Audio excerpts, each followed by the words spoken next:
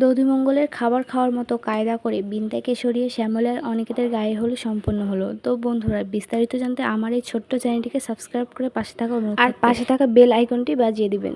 গল্পের শুরুতে দেখা যাচ্ছে চন্দ্রাশিসের মামা চন্দ্রাশিসের কাছে এসে বলতেছে, এ ভাগ্নে, এইখানে নাচ গান দেখলে হবে? তোমার সাথে জরুরি কথা আছে, চলে আসো। আর এদিকে শ্যামলী আর বিন্দা নাচানাচি করতেছে, আর শ্যামলী নাচের ফাঁকে পড়ে যাওয়ার ভান করে বিন্দার হাতটা টেনে ধরে। তখনই শ্যামলী বলতেছে, আমি আসলে না পড়ে গেছিলাম, তোমার কোথাও লাগেনি তো? তোমার ড্রেস সব ঠিক আছে তো? আর তখন শ্যামলী বিন্দার হাতটা তুলে বলে, এ মা, তোমার বরের প্রথম লেটারটা তো মুছে গেছে গো, এখন কি হবে?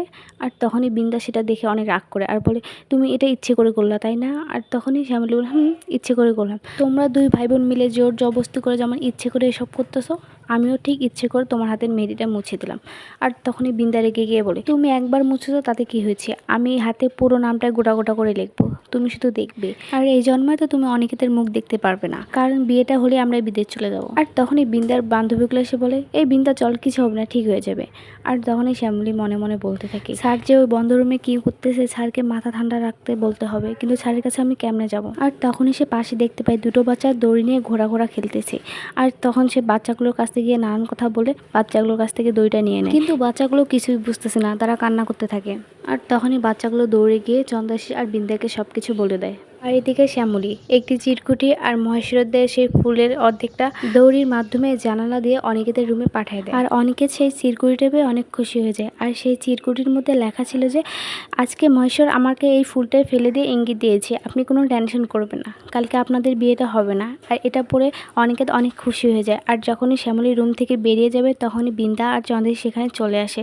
আর চন্দ্রাশিস বলে, কি ব্যাপার, তোমার হাতে দড়ি কেন? তুমি কি পালাচ্ছ? তোমার সাথে কি অনিকেত আছে, না তুমি একাই পালাচ্ছ? কি হলো বলো? আমাদেরকে সেই হিসেবে তো বন্দুকের গুলিটা লুট করতে হবে, তুমি একাই পালাচ্ছ না, অনেকে তোমার সাথে আছে। আর তখনই শ্যামলী মনে মনে বলতে থাকে, হায় ঈশ্বর, আর কি কোনো রাস্তায় আমাদের থাকলো না? আর তখনই বিন্দা বলে ওঠে, চাবিটা আমাকে দাও তো দাদা, অনিকেত পালিয়ে গেছে নাকি, দেখে আসি। তারপর বিন্দা, চন্দ্রাশিস, শ্যামলী তিনজনে মিলে অনিকেতের রুমে যায়। আর সেখানে দেখে যে অনিকেত বসে আছে। আর বিন্দাদের দেখে অনিকেত দাঁড়ালো, আর তখনই তার চিরকুটিটা তার পকেটে রাখতে যাচ্ছিল। আর বিন্দা সেটা দেখে ফেললো আর বলতেছে, দেখি কি লুকাচ্ছ তুমি? আর সেটি সে জোর করে নিয়ে পড়তে থাকে। আর এদিকে শ্যামলী মনে মনে বলতে থাকে, হে মহেশ্বর, সর্বনাশ হয়ে গেল, এখন কি হবে? আর তখনই চন্দ্রাশিস হাসি দিয়ে বলল, আগেকার যুগে মানুষেরা পায়ের আর পায়ে বেঁধে চিঠি পাঠাতো, আর এখন অনিকেতকে চিঠি পাঠাচ্ছে শ্যামলী দড়িতে করে। 2 বছর পর তোমরা বিয়েটা রিজেক্ট করলে, আর 2 বছর পর আমি শ্যামলীকে বিয়ে করলাম, আর কালকে বিন্দাকে অনিকেত বিয়ে করবে।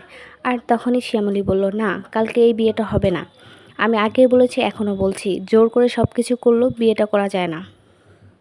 আর তখনই চন্দ্রাশিস বলে, একটা কথা শুনে নি, জোর যার মুলুক তার, আর আমাদের রায় পরিবারে না সব কিছু জোর করে নিতেই আমরা বেশি পছন্দ করি। আর তখন অনিকেত বলে, জিনিস আর মানুষের মধ্যে অনেক তফাৎ, আর সেটা বোঝার জন্য একটা বোধ আছে, আর সেই বোধটা তো আপনাদের মাঝে নেই। আপনারা দুজন তো মানুষ না, অমানুষ। আর তখনই বিন্দা বলে, কি আর করার বলো, এই অমানুষটার সঙ্গে এখন সারা জীবন তোমাকে কাটিয়ে দিতে হবে। তখন চন্দ্রাশিস বলে, আমি চেয়েছিলাম তোমাকে ঘরে বন্দি করতে, কিন্তু না, তোমাকে বিয়ের আগ পর্যন্ত আর ঘরে বন্দি করে রাখবো না, কারণ তোমাকে ঘরে বন্দি করে রাখলে আমার বউ কষ্ট পাবে, আর আমার বউ কষ্ট পেলে আমি কষ্ট পাবো। তোমাকে আমি ছেড়ে দিলাম, যাও, তোমার উপর আমি ভরসা করি, কিন্তু যদি কথা নড়চড় হয় তাহলে তোমার মাকে।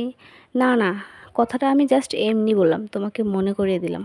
আর এদিকে শ্যামলীর কাছে এসে শ্যামলীকে বলছে, দাঁড়িয়ে আছে কেন, যাও, তোমাকে না বলেছি এই বিয়ের সব কিছু তোমাকে ম্যানেজ করতে হবে।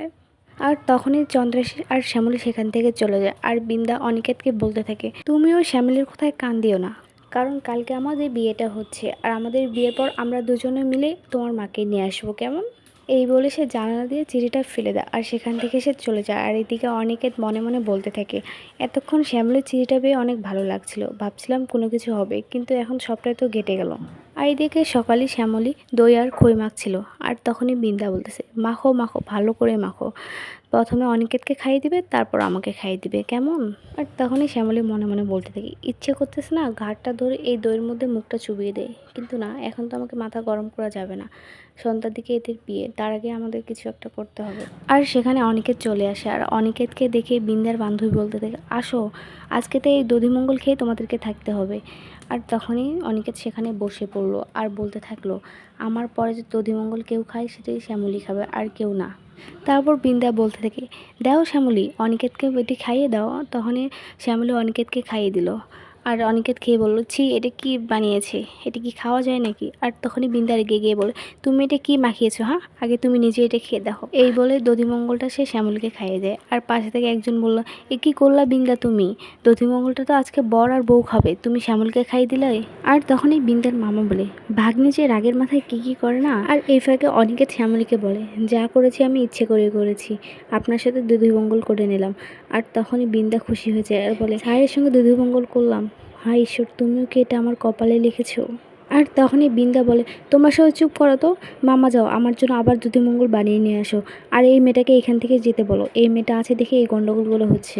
আর এদিকে চন্দ্রশেষের রুমে দুটো বাচ্চা গিয়ে সেখান থেকে একটি বোতল থেকে পাউডারগুলো বের করে তারা পুরো রুমে ছড়িয়ে দিয়েছে এবং সেখানে তারা নাচানাচি করতে। আর এটা দেখে চন্দ্রশেষ রেগে যায় আর চিৎকার করে তার মামাকে ডাকতে থাকে। আর তার মামা বলতেছে, ভাগ্নের আবার কি হলো? আর তখনই বিন্দা বলতে, হঠাৎ করে এরকম চিল্লাচ্ছে কেন, ব্যাপারটা তো দেখতে হচ্ছে। আর এদিকে চন্দ্রশেষ রেগে গিয়ে বাচ্চাগুলোকে বলতেছে, কি করতেছো তোমরা এখানে? হ্যাঁ, সকাল সকাল এরকম দুষ্টুমি করতেছো, দাও এখান থেকে বের হয়ে যাও। আর তখনই তার মামা আসে, তার মামাকে দেখে বলতেছে, কোথায় থাকো তুমি? হ্যাঁ, এগুলো কি দেখছো? এগুলো কি বুঝতে পারতেছো বাচ্চাগুলো কি নিয়ে খেলতেছে? দাঁড়িয়ে না থেকে যাও এগুলোকে তুলো, আমার কত টাকা লোকসান হয় এগুলো দেখছো, যাও দাঁড়িয়ে না থেকে এগুলোকে তুলো। এসব বলতে বলতে সে মামাকে একটা থাপ্পড় মেরে দেয় এবং শ্যামলীও দরজার আড়াল থেকে সব কিছু শুনে ফেলেছে এবং শ্যামলীও মনে মনে বলতে থাকে, ঘরের অবস্থা দেখে মনে হচ্ছে বাচ্চারা তো এতক্ষণ খেলছে, এই সামান্য পাউডারের জন্য মামাকে ধরে মারলো, তাও আবার ঘাট ধরে সে পাউডারগুলো তুলাচ্ছে, অন্যকে দিয়ে তুলালেই তো হতো। আর এদিকে চন্দ্রাশী বাবু মাস্ক পরে, তাহলে কি এগুলো সাধারণ পাউডার না? কিছু একটা তো গন্ডগোল আছে, এই পাউডারের ভিতর রহস্য লুকিয়ে আছে। তো বন্ধুরা, ভিডিওটি ভালো লাগলে অবশ্যই একটি কমেন্ট করবেন আর পরবর্তী পর্বগুলো পেতে আমাদের সঙ্গে থাকুন। ধন্যবাদ।